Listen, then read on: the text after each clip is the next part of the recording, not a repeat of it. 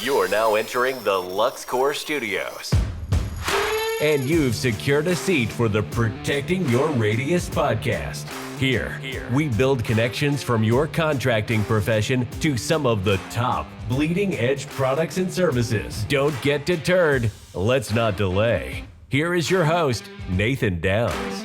Hey, what's up? Welcome, everybody, to another episode of the Protecting Your Radius podcast. I'm your host, Nathan Downs. In today's episode, we have Miss Alix Glodich from Wood Defender. She is the chemist, R&D, vice president, manager, director, all things great happening at Wood Defender. Is that fair to say? Sure. Pretty nice. And they were one of the big title sponsors last night for the Pickets and Picks kickoff party 2024 for FenceTech. You guys were like the main catalyst for last year's party. You came back this year, brought Mike Ryan, Elijah Steiner, all the fun stuff. But I think, Alix, you also introduced the newest fence mascot.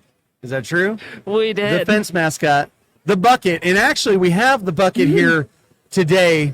Miss Kaylee, bucket, come on up here. Check this out. Look at that. Adorable. The bucket from Wood Defender. What booth is the bucket in? 1813. So you got to make sure 1813 has been on your list of places to go. Not only talk to Alix and her team, but to see the bucket, because the bucket is like the thing.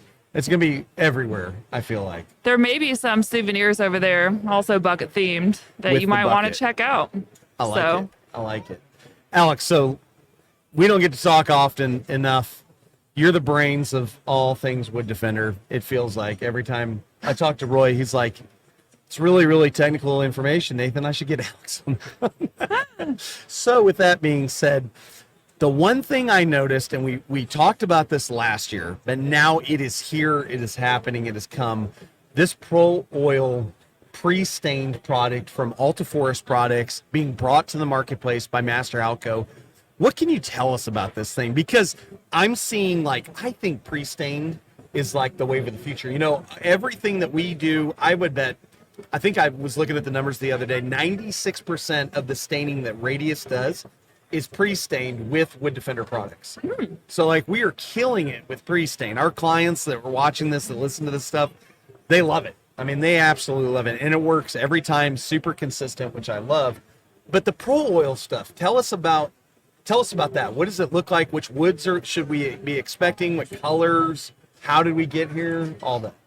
So before I get into the Pro Finish, I just want to add that we have an amazing team at Wood Defender of all sorts of people. I've never worked at a company that had so many people that have such a broad technical knowledge. Brent Turner, our president, Mel Turner, the owner, Todd Steen, senior vice president. They know a lot about coding science, and it really does. Yeah. It's so great to have that support behind the technology. And just, I came on with some very, very robust, tried and true products. So, a lot of our stuff that we've been doing in lab has been related just to making sure we have offsets available that, mimics the same performance of our products. Right. So getting into the Pro Finish. So this is a project we've been working on with Alta for at least 5 years. And, they really wanted to put out a picket that mimicked the look of the ones that we manufacture at our facility in Texas, up at their mill, because it's really hard logistically to get wood that's pre-stained from over there into different regions of the country. Sure. So, they want to significantly expand their capacity. We worked with them to develop a product and a process that would work for their specific conditions up there. And yeah, it's really exciting. It's going to be on Western Red Cedar and Douglas Fir. The three colors, if you stop by the Master Halco booth, you can see them on display. But the three colors they're doing are Oxford Brown, Leatherwood, and Cedar Tone. Nice. Available on both woods and different board sizes. So we were up there last week testing it out. Went really well. Even though it was super cold, which is, I thought I was going to die of hypothermia, and took Todd out. You guys were in Oregon? Washington. Washington. Okay, yeah, all the way up in Washington. Yeah, it's a little different than DFW area, Texas. I'm Yeah. sure. So I mean, Alta has like a super, super cool facility, and they have several, but the one we went to was just so high tech, very, very organized. A lot of really, really great people on their team up there that we got to work with directly. yeah. So we're really excited for the, project or product to be in stores and available. Yeah, it's an exciting time because I mean, the reach that Alta has. Like at my company, we exclusively use Alta Western Red products, but there's other products coming out into the market right now that may be using like Japanese cedar, that cypress stuff, and all sorts of different things, and that's fine and dandy. But I mean, the tried and true consistency of Western Red cedar, how it reacts in all of our markets, especially like a Texas or an Oklahoma. And we have so much success with it. Then you add the stain on it to add that preservation, that look, and all the different things that stain brings to the wood. I'm super excited about it because I think it's just going to continue to blow up across the United States now. And like I think you mentioned before we got on here, you were talking a lot about the capacity of what this is going to be able to do, partnering with like an Alta to bring this out, and that's really exciting. So. Every time I see you, we always talk about this VOC thing because I still do understand. I know I'm a dense fence guy. I get it, guys. I've gotten messages about people like, why do you keep asking about this? Because I am so confused often about like if these VOCs are bad, why are they in any product? But then I come to find out they're in all sorts of products. So then I'm like, I hate everything. But then I talk to you and I'm like, well, I shouldn't hate everything because the expectations are. And so I'm just mind boggled still to this day about what do we do with these VOCs and why should I even care as a fence professional is in staining looking to get into staining? Yeah. No, I mean, it is confusing, and definitely like in the industry, it's been a hot topic, especially in the fencing industry. I started in architectural coatings, and both of my companies were based out of California.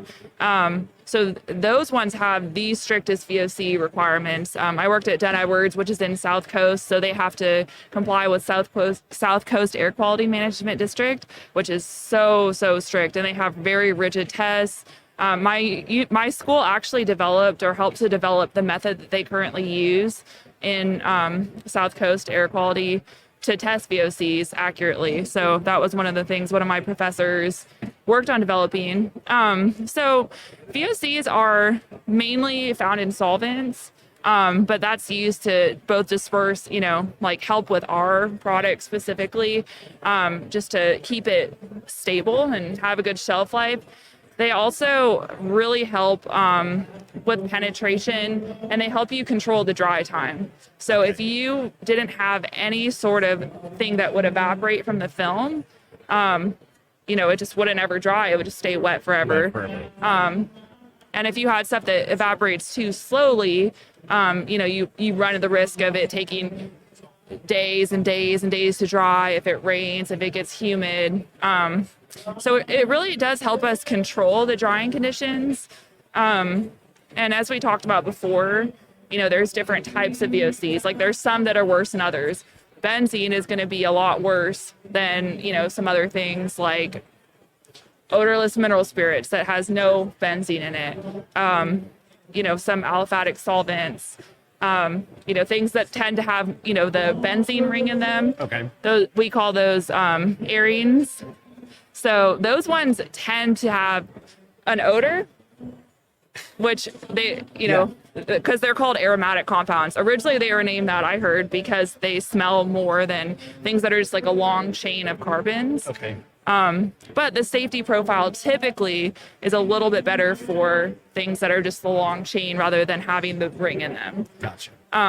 So we can always, I don't think we're ever going to, paints need to have evaporation to dry unless you have like a 2K epoxy system or a 2K polyurethane. Actually, polyurethane would still need some sort of solvent or water. So VOC comes just from things that are organic solvents that have a boiling point of less than 250 degrees Celsius. Okay. I believe is the cutoff. I'm gonna have to. I'm gonna have to listen to what you said a couple times. I get the gist of it. So Benzene. can I add something yes, really quick? Please. So so in 1990, the Clean Air Act that federally started to regulate VOCs was passed. But since then, states have enacted even stricter laws. Okay. So I just wanted to add that, EPA is, Yeah. So how does Wood Defender, how does that work with you guys? well, we have to be compliant. Right. So the EPA limit for our type of products is 550. Our products are all below 200 VOC for our fence stains. Yep. I think the concentrates are a little bit higher, but that's because when you dilute them, the VOC will decrease. Of course, sure. So, but in the can, it would be higher. Yeah. Very good. But we are always compliant. We have a EH&S director, Melanie Ramirez, who's responsible for just making sure that we have compliance. It is a full-time job. About 40% of my job, I would say, is also working on safety and compliance. They're constantly changing the rules. They're changing the reclassifications. We have a very expensive database that we use. We track every single compound, Right. every single base compound. So like we talked about benzene, right? If let's say we ordered a solvent that had, 0.1% benzene, we track the specific registry number of Right. every single thing.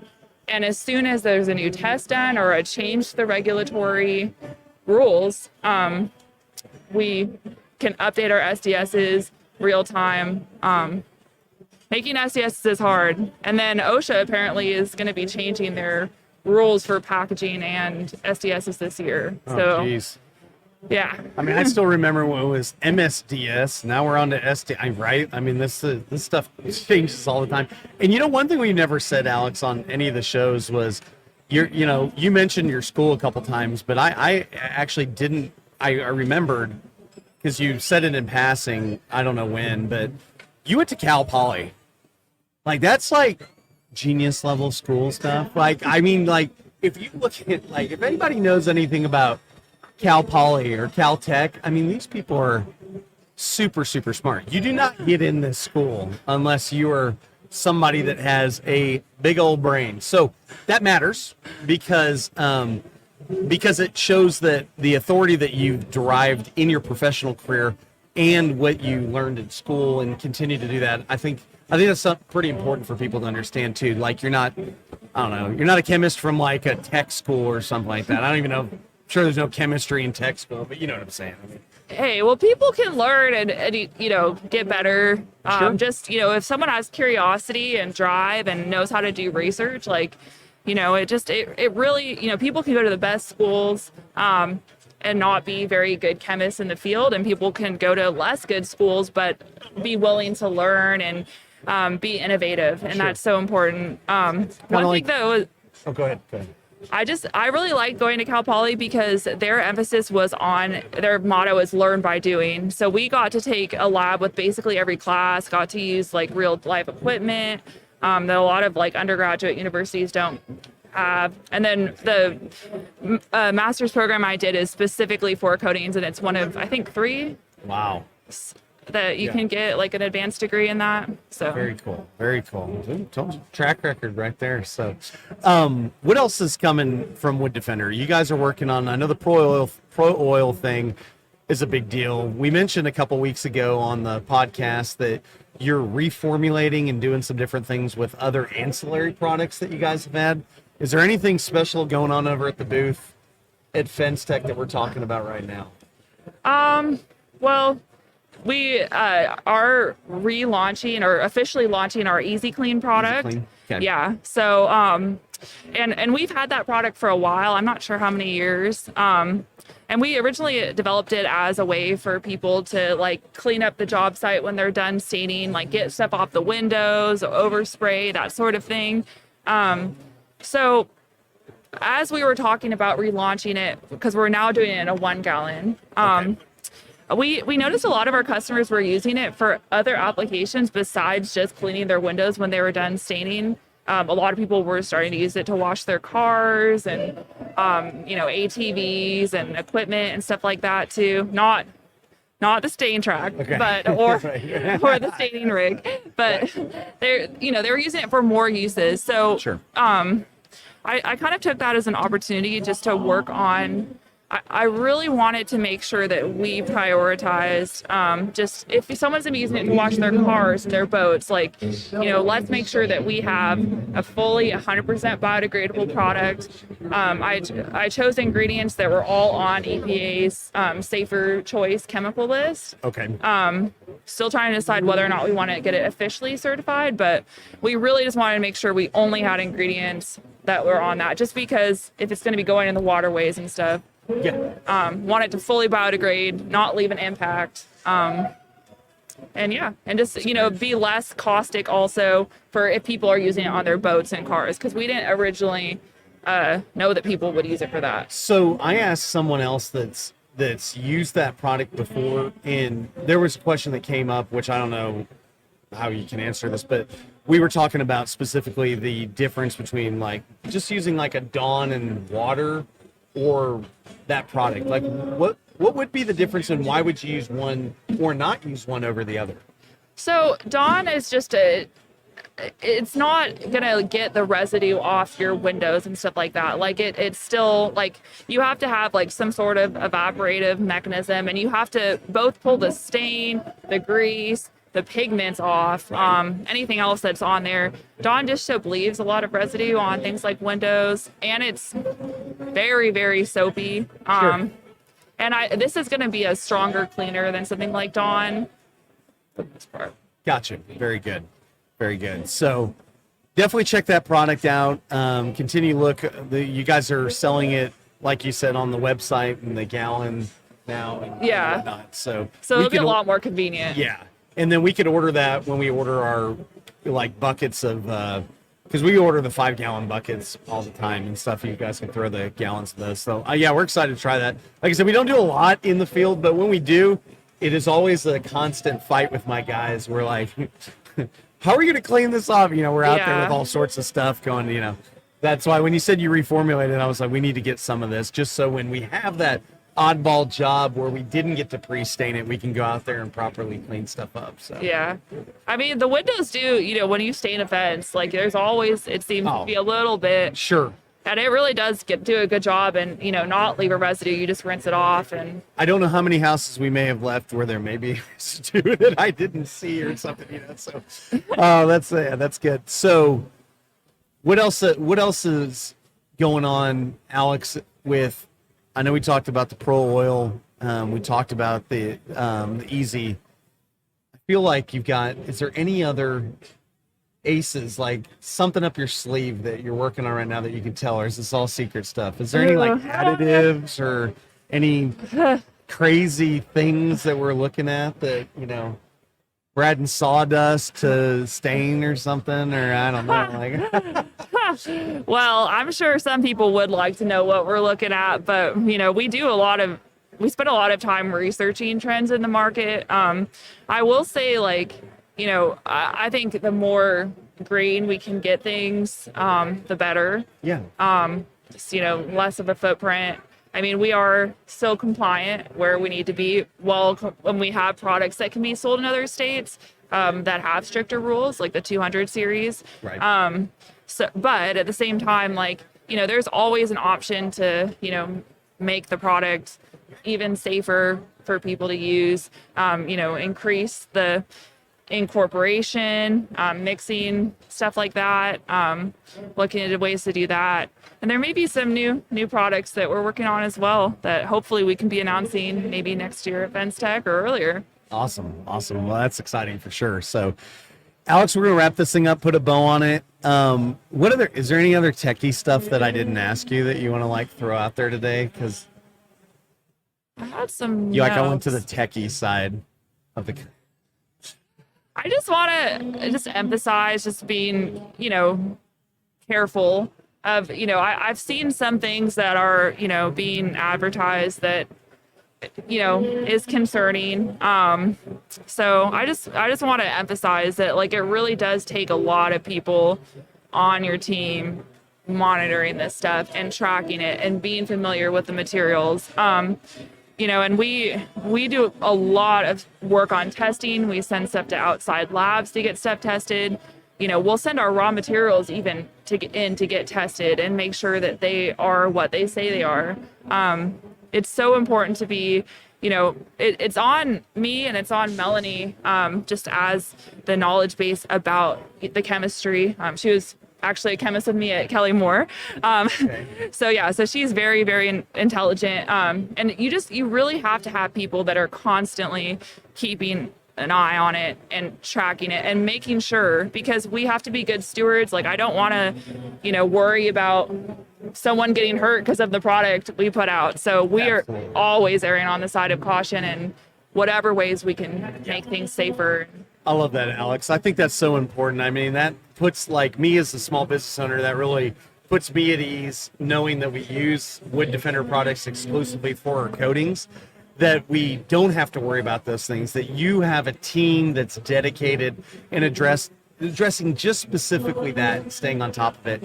And it's not that other people don't do it, it's just that you guys do it to a level and you're setting the tone, you're setting the pace for the entire industry on that end. And I know I personally appreciate that, but I know everybody that uses Wood Defender products loves that about you guys. And the fact that you guys are always available, always looking to help each and every one of us contractors out there, working with the distributors, whatever it takes to get the right information out and stuff. So I appreciate that from you for that. So yeah, guys, that's it. You got to hit up Wood Defender. You got to check out what Alex and her team have been working on. We're excited to see the Pro Oil stuff coming out from Alta Forest Products exclusively is that exclusively at Master Alco on the Alta stuff? I'm not sure. I'm not sure either, but we'll pretend it is for right now because Master Alco is paying for a lot of this with a big sponsorship. So we'll figure that out down the road, but check all those products out. We're excited for Wood Defender and what's going on. Maybe we can see some new colors coming out, like a blues and greens. I don't know. I feel like that's like the next step of like staining. It's going to be like weird, like pinks and stuff or something. Well, fun fact, if we're going to get techie, blue is actually the most color sensitive pigment. Really? Yeah. So like when we test, like in architectural coatings, we usually always do a blue because that's going to be the fastest to fade. Interesting. I found when we were doing powder coating that silver was almost impossible to get right. It's hard. It's super hard. Yeah, it's really hard to disperse. If y'all ain't ever powder coated in silver or painted, like stained something and stuff, good luck. Try it. It's a lot of fun. No, it's not. Our chemist that currently works at Wood Defender in the lab, she actually worked at Sherwin-Williams before doing color for paint like that. Like she did a lot of cool stuff like the prismatic. Oh, yeah. Yeah, that's cool. Are we prismatic stains coming? I wish. I'm trying to get a glitter stain, but glitter stain. Our sales team doesn't think that's a very good idea. Yeah, Roy. I want to see Roy Branch rolling around selling glitter stain.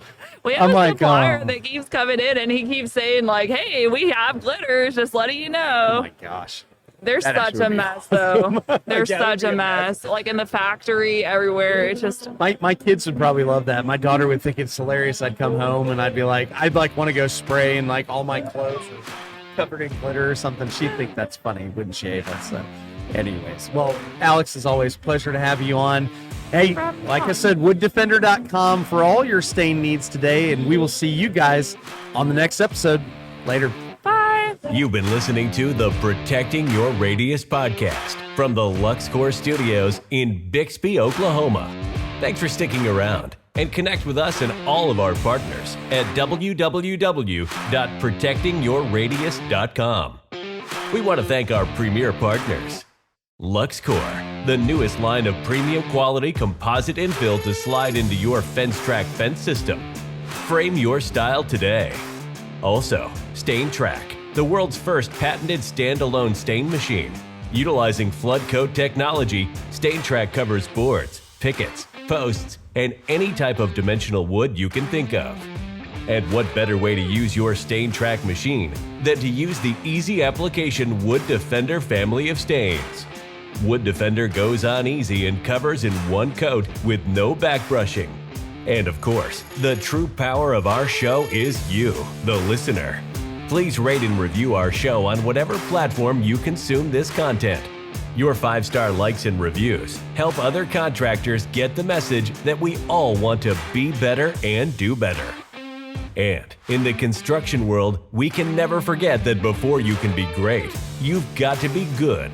Before you can be good, you've got to be bad. But before you can even be bad, you've got to try.